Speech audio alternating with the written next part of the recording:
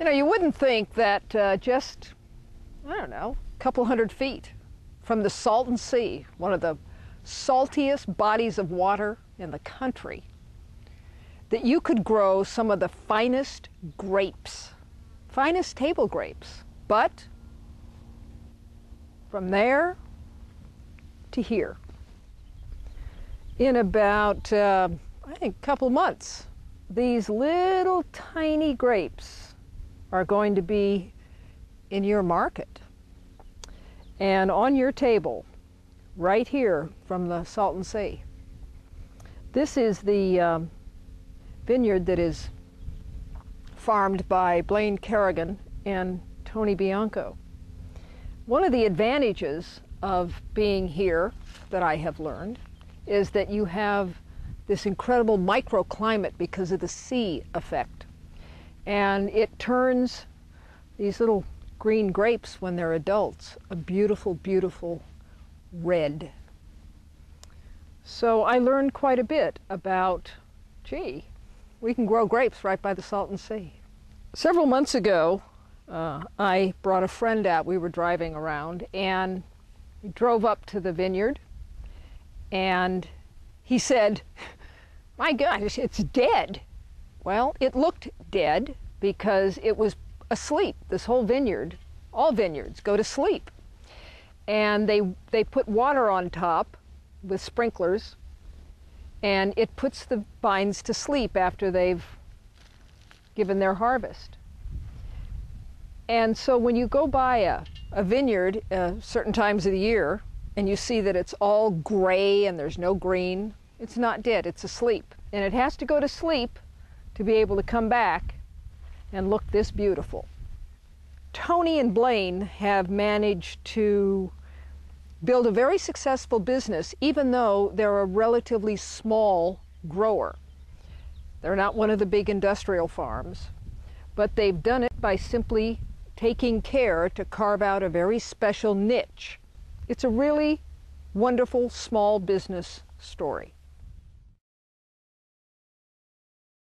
My grandfather, when he immigrated to this country in 1916, worked his way across the country and ended up in the Coachella Valley in 1934 at the Coral Sea Ranch, which is where PGA West is now. We grow approximately 800 acres. It's not all owned by us. We lease and we own, and we also have growers. We're one of the few shippers down here who still have outside growers. We have vineyards that we either own or manage or lease, stretching from the Salton Sea around to the other side into the Oasis area. So we have different microclimates, different timings. So we can start usually about mid-May and we go all the way to 4th of July.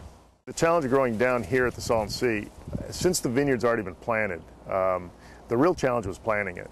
And it was planted probably in 81, 82.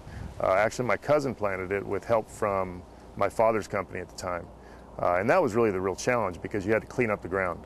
The ground was very salty, the ground had to be tiled, sprinklers had to be put out to get rid of the salts. And since that time, though, this is great microclimate down here where we have cooler nights. We actually have cooler days also. If you're in Coachella and it's 110, down here at the sea it might be 98, 99. We'll be about 10 degrees cooler.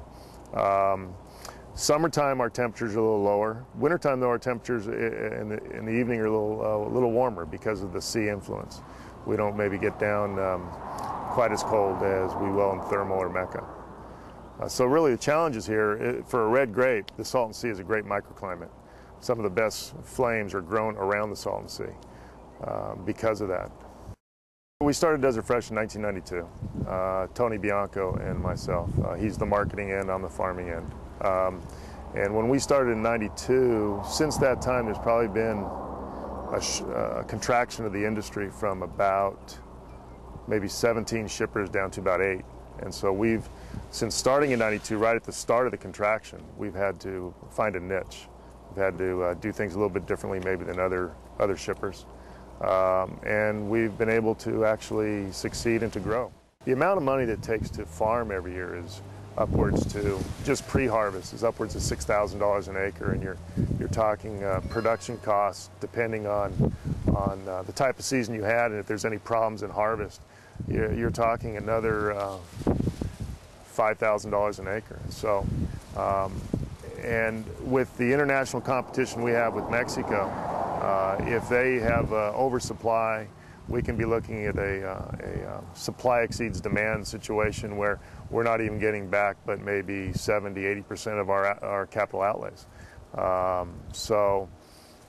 If you have years upon years like that, you dig yourself a pretty big hole. So when we have good years, we have to put it away, pay taxes on it, and then try to save as much as we can, because the other years are coming. There's been years where we've had to walk away from fruit. We sell everything we harvest. That we do. I mean, you don't put that money into it unless you can get something back out of it. I can remember 2001, we probably walked away from, us and everybody else in the industry probably walked away from about half our production. The prices just got to the point where it was barely covering harvest costs. So, and the movement was so slow that, we were able to harvest 25,000 a day. We were moving 5,000 a day. We're building up inventories. Prices were at harvest levels. I mean, in other words, what it was costing us to sever and put it in a box. So we just, us and everybody else just pretty much had to shut it down and walk away from that fruit. For ourselves, we were immediately in contact with our bank to start talking to them about, going forward, because, there was not going to be a very easy repayment to them. So we had to sit down with them and work out how we were going to move forward, and we did that and dug ourselves out of that hole, and still in business. My grandfather, Anthony Bianco Sr., came to the United States from Italy and basically started with a pushcart selling produce, peddling produce on the streets of New York. My father, who was Anthony A. Bianco Jr., who was his first son, followed in his footsteps, and I'm Anthony A. Bianco III. Being a relatively small grower, we've diversified. We've got into the supplying labor to other growers in the area. We have a labor contracting business that we've started, and it seems to complement our business. We have crews that are working in our fields, and certain times our harvest might be dropping for a week or two or three, and those people obviously want to keep working. And we started this business by lending our crews to other farmers they can use for their harvest. And over the years, that's built up to we have an actual large, for as small as we are as a farming entity, we're pretty large as we have a large labor force. And so besides our own needs, we're able to supply labor to the other farmers and the other table grape growers in the area. These people that work for us, most of them have been with us for quite a few years, and people seem to think that grapes it's menial work and it's very easy and it's nothing to it and it's just a grunt job. But picking grapes is not picking and packing table grapes is not exactly a slam dunk. There's a thought process to it. Our employees are able to look at a vine, choose the bunches they think that are ready, that need to be packed in the box. They're able to make the box look packed uniform. They choose their berry size. They almost have a sixth sense by looking at them what's sweet and what's not sweet, and it's ready by sugar to be harvested. They're putting these grapes in bags, and they're packing them, and they're making the pack look very even and uniform on top. There is a skill to the harvesting table grapes.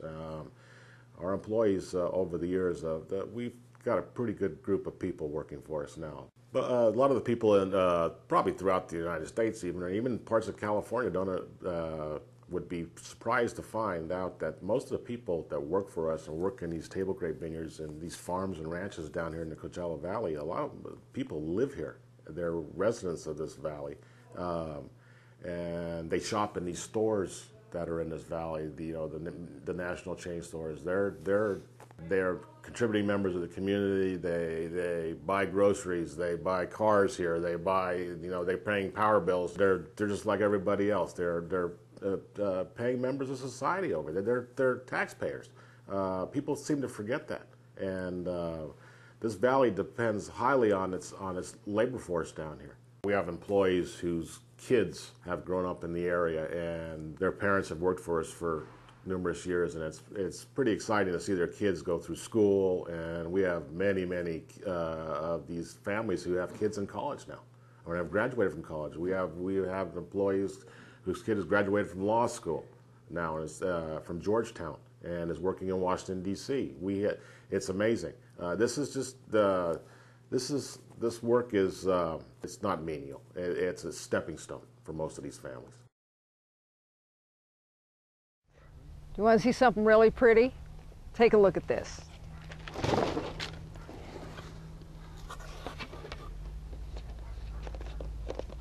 When you look for medjool dates in the market, this is what you look for. That is a very beautiful medjool date. Look at those. Aren't those big? Look at those. Okay, we're going to talk for a minute about the medjool date. Now, you've heard me previously describe the Daiglet Nor date. So this is a Daiglet Nor, and this is a medjool. Now, as you know, I happen to prefer the Daiglet Nor because that's what I grew up eating here in the Coachella Valley. Many people worldwide prefer the medjool. It is considered the royalty of dates. It's very sweet, it's soft, but they're absolutely delicious. And the finest producers of medjool dates in the entire world, Sundate. They don't come any better.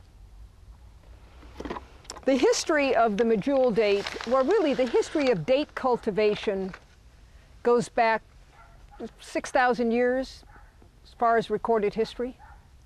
And dates have been one of the most important foods of the world, whether it's been the cultivation of the Daiglet Nor or what we're talking about today, the beautiful medjool.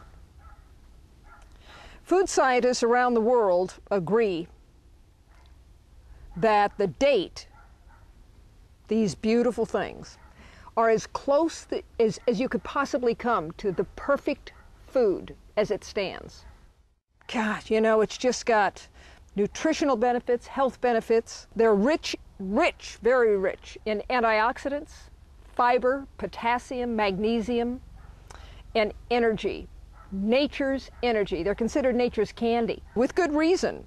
There is a lot of history to this incredible medjool date. And rather than have you listen to me, there's a book you can buy. It is The Amazing Story of the Fabulous Medjool Date. It's by Mark Paulson. You can just go to Shields Date Garden in Indio and you can buy the book.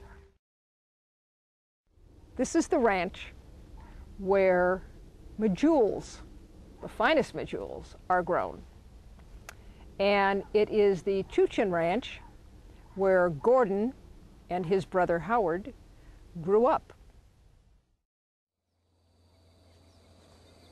My name's Gordon Chuchin, and my family's been farming dates and grapes here in the Coachella Valley since 1950. We're presently on a ranch where I grew up. I've been here all my life, practically. I went to grade school, and high school we moved into Indio, but just my early childhood was in this date garden. I worked on the farm during summer vacation. I worked on the farm during Easter vacation. And so consequently, when I graduated from high school, I wanted to try and do something else. I went to Los Angeles, went to school, but it just took me about a year in Los Angeles to realize that this is home. You know, I need to come back to the desert. This is my livelihood. It's a family business. It has been since 1950, and hopefully it'll continue with my children.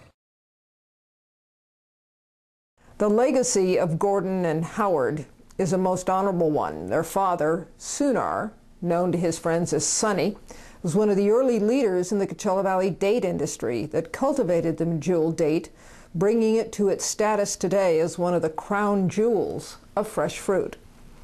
The process to harvest, sort, and pack dates is the same for all varieties of dates. it is very labor intensive. And regardless of the variety of the date, each fruit-producing date palm must be tended to all year round. Excepting for dates, citrus, and grapes, the fresh fruits and vegetables grown here in the Coachella Valley are seasonal. There are several months during the year when the farms are growing nothing and the land lays bare. Even the citrus and grapes are not as labor-intensive as the date. So the next time you see our Coachella Valley homegrown dates for sale in your market, especially the medjool, try and remember what experience, labor, and investment it has taken to bring you this produce of man and nature that is so good for you. Include a handful of dates in your daily diet, and you will be absolutely amazed at the health benefits. The farm at Colonel Mitchell Page Middle School is progressing. It is a continuing cooperative effort between the Desert Sands Unified School District maintenance personnel, the generosity of the local businesses that are contributing their time and equipment, and the most recent required the professional installation of the irrigation system. The irrigation system that has been there to water the grass had to be converted from a non-specific sprinkler system to a professional farm drip system. The student members of the Page Farm Club are having to work. First, they had to shovel the area to prepare the trench for the irrigation lines. Then back came Steve Lopez from Primetime Produce for the next lesson. As you probably know, I work for Primetime, and out in the farm, we handle about 2,500 acres of vegetables, and that's how we work a drip system out in the ranch. This farm drip system is a rather simple one. You drill a hole in the irrigation pipe, then you seat the rubber washer, and you insert the connector. Then two different types of irrigation tubing and tape are connected and secured. It's simple, but very, very efficient engineering, all necessary to bring the water without wasting any water to the root of the plant. That's a filter. Water goes through there and comes out right there. See that little flap? There's a little flapper right there, see? So when we turn the water off, it makes a suction and that little flap closes. So no dirt will go inside the emitter. Okay? Okay. This learning experience for the students also included exercise. They had to run the water tape across the field for each of the rows that they're going to be planting. Now next came the installation of the fence. And this is not to keep the students out, but to keep the rabbits out, because the rabbits are just sitting and waiting because they will never miss an opportunity to enjoy fresh fruit. The installation of this farm is taking the education of the students, including me and I hope you, to a new level. The beauty and simplicity of invention.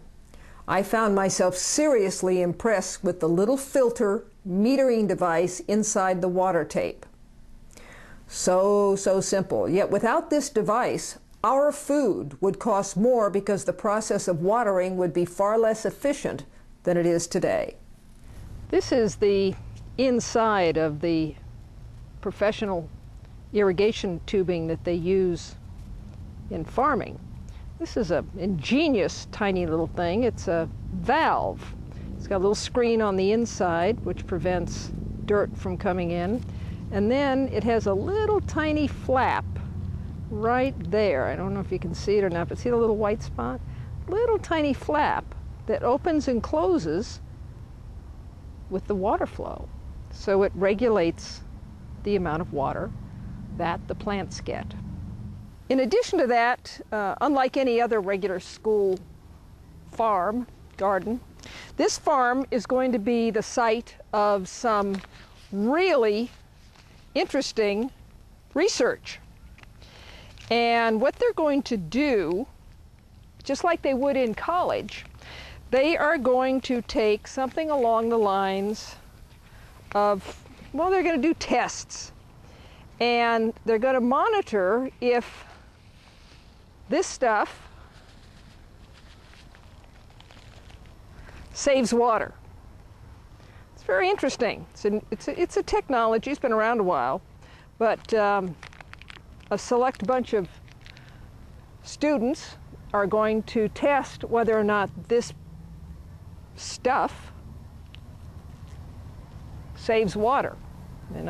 You'll learn a lot about the test. It's fascinating. The kids are going to learn a lot. As far as I'm concerned, it's a university-level research project. So this farm project is really coming together. And so a few more steps and we'll be ready to plant. Through the generosity of a financial gift from the California Women in Agriculture, the students here have the fence, and they are about to have a greenhouse and a tool shed. So the California Women in Agriculture join the list of many farmers and organizations who have offered their support to the Colonel Mitchell Page Middle School farm. If you live in the west end of the Coachella Valley, you and the students in our schools are probably not aware of the incredible educational benefits that students receive when they become a member of the Future Farmers of America and the 4-H clubs. I know that I did not have a clue how important participation in these organizations is. These students are members of the Indio High School Future Farmers Club. The teacher, who has devoted 30 years to the Indio High School Future Farmers, is Melissa McBride. The pigs really like clean pens, so the kids work on the pens and clean every day. The students have to work, and they have to work hard. Taking care of animals is a major responsibility. The feeding, care, and constant cleaning is helping them to learn valuable life lessons that encourages an adult life of responsibility. I don't know about you, but I have never had to clean mud and animal waste up, haul it to a trash bin, and work in a rather odorous environment. All this so they can show off their hard work every year at the Riverside County Fair and National Date Festival. Now this is where all the work, care, and learning pay off. The public comes to the junior livestock auction and bids on the livestock the students have raised. This process, among many lessons, teaches them economics. It will cost them X number of dollars to raise their animal, and they hope to sell it for more than it costs them. Welcome to the real world. One of the major supporters of this event for the past 26 years is Chuck Hodges. Chuck is a partner in Primetime Produce. Every year, Future Farmers of America send him letters asking for his support during the auction.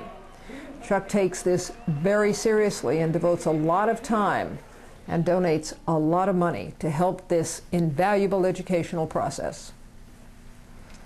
If you have a child in a Coachella Valley school, I strongly suggest that you help them consider participation in the Future Farmers of America or the 4-H clubs. It's never too early to start. And a perfect example of this is Ryan Percy. He already has an animal and vegetable farm. Now, Ryan is the son of Wanell and Jeff Percy. I have 1 goat, 3 ducks, 6 chickens, 1 rabbit, 3 cats, 2 dogs, and a couple days ago I just got 27 baby chicks. What really caught my attention about Ryan was his ability to grow vegetables.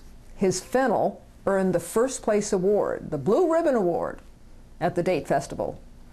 I am sure I am not the only adult who finds themselves lacking in the ability to grow anything except weeds. So I admire and congratulate Ryan and all the students who participate in the local chapters of Future Farmers of America and the 4-H clubs. These are the individuals who will feed us in the future. They deserve and should receive all the encouragement and support that we can give them.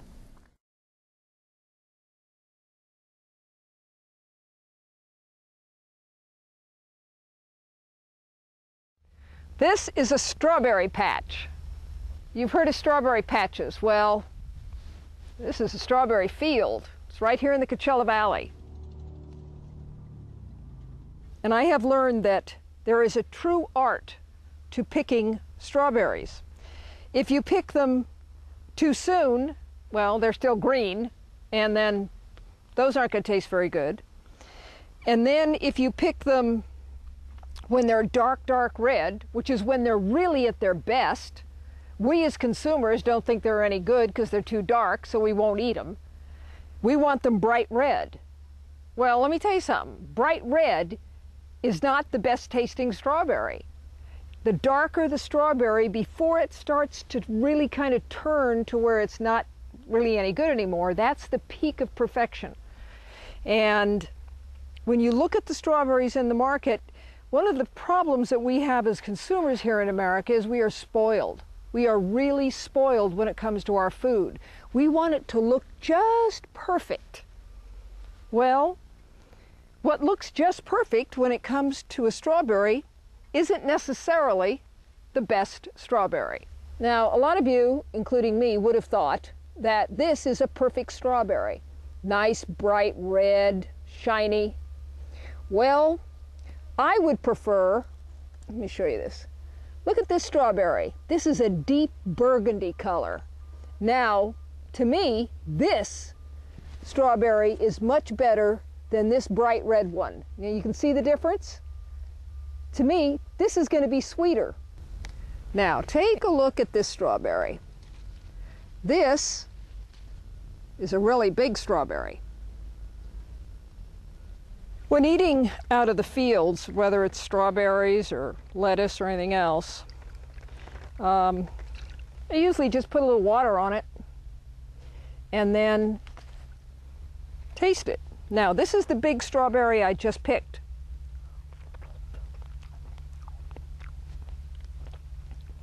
That's an okay strawberry.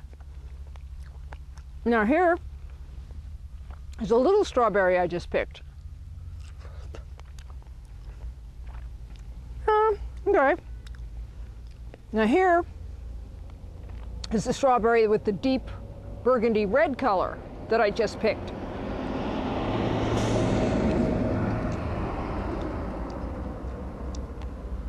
This is sweet. This is delicious. This is how you'd buy the strawberries in the market, okay? I got these this morning.